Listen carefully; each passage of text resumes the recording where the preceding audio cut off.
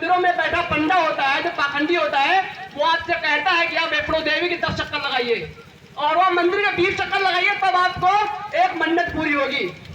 क्या कोई माता, क्या कोई माँ अपने बेटे के लिए, अपनी बेटी के लिए इतनी तकलीफ सहकर उसकी मन्नत को पूरी करती है? नहीं करती। इसका मतलब कि कहीं ना कहीं जो देवी माँ के एजेंट हैं वो गद्दार है, वो धोखेबाज है, वो हमारे समाज को गुमराह कर रहे हैं। तो अब मैं अपनी बात करता हूँ शायरी के माध्यम से। तो सर्वप्रथम हम तथागत बुद्ध की पूर्णिमा पर आए हैं, तो हम तथागत बुद्ध से ही अपनी बात रखना चाहते हैं। तुम्हारा भगवान ने ही ये दुनिया बनाई और ये दुनिया ही उनको जानती नहीं। गौर से सुनना कि तुम्हारा भगवान ने ही ये दुनिया बनाई, ये दुनिया ही उनको जानती नहीं। ये बुद्ध की धरती है, इसी से मुल्क की पहचान है। ये बुद्ध की धरती है, इसी से मुल्क की पहचान है। तुम्हारे पत्थर के भगवानों को दुनिया पहचानती नहीं। और आगे की जो लाइन है काफी दमदार है, मैं चाहता हूं कि आप सभी लोग गौर से सुनना। जो लोग अम्बेडकर वादियों को रोकने की कोशिश करते हैं, लगातार साजिशों में फंसाकर उनको जेल मुकदमों में डाल दे रहे हैं, जैसे हमारे हंसराज अम्बेडकर वादी भाई को अभी कुछ दिन पहले जेल हो गई। 17 साल की उम्र है। आपके बीच में अगर कोई भाई, कोई बहन आपके हक और अधिकारों के लिए लड़ रहा है, तो आप लोग उसकी ताकत बनिए, उसकी कमजोरी नहीं। और हंसराज अम्बेडकर वादी भाई के लिए मैंने एक लाइन लिखी है कि शेरों की संगत पाई है, हमने पीठ पीछे नहीं सामने से वार करते हैं। कि शेरों की संगत पाई है, हम पीठ पीछे नहीं सामने से वार करते हैं। और कुत्ते थोड़ी हैं जो छीन कर भाग जाएंगे रोटी का टुकड़ा, दहाड़ते शेर है बेटा, खुले जंगल में शिकार करते हैं। और अगली लाइन है, काफी मजा आ रहा है, आप लोग इतना उत्साहवर्धक जय भीम बोल रहे हैं, तो एक बार और तेज बोल दीजिए, जय भीम, जय भीम। हमारी माताएं बहनें बात कंजूसी कर रही, उनको लगता होगा कि भी बोलेंगे गला छूट जाएगा, शाम को अपने पति पे लड़के कैसे, है ना? थोड़ा कॉमेडियन हो, कोई दिक्कत नहीं, एडजस्ट करो। अगली लाइन है कि जोर कितना भी लगा लो, हम अम्बेडकरवादी शेर है बेटा, हमें रोक ना पाओगे।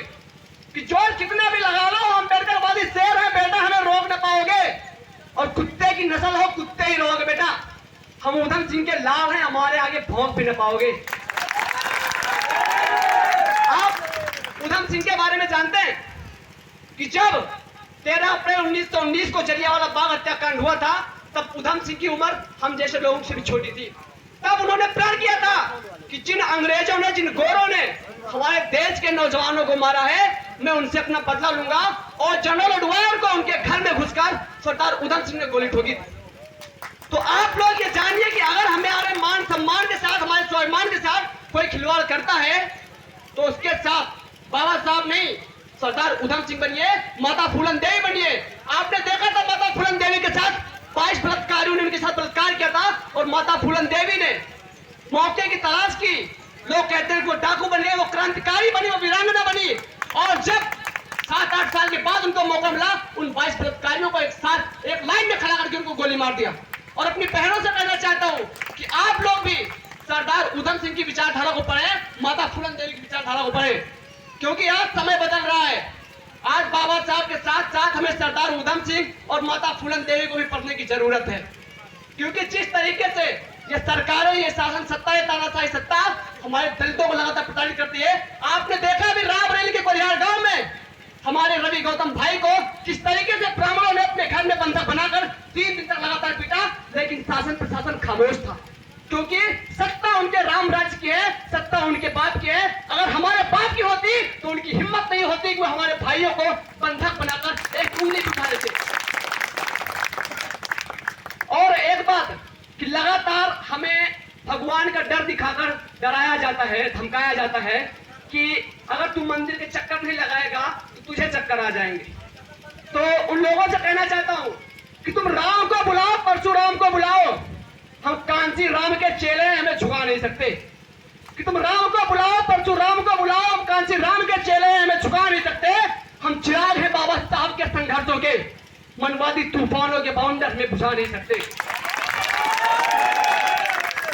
और अगली सारी जिस पर अभी कुछ विवाद भी हुआ था, हमारे जो ओबीसी समाज के नेता थे काफी जागरूक हो रहे थे इस बीच में, लेकिन फिर से भारतीय जनता पार्टी ने उनको जेल और मुकदमे में फंसाकर उनको डरा धमकाकर रोक दिया।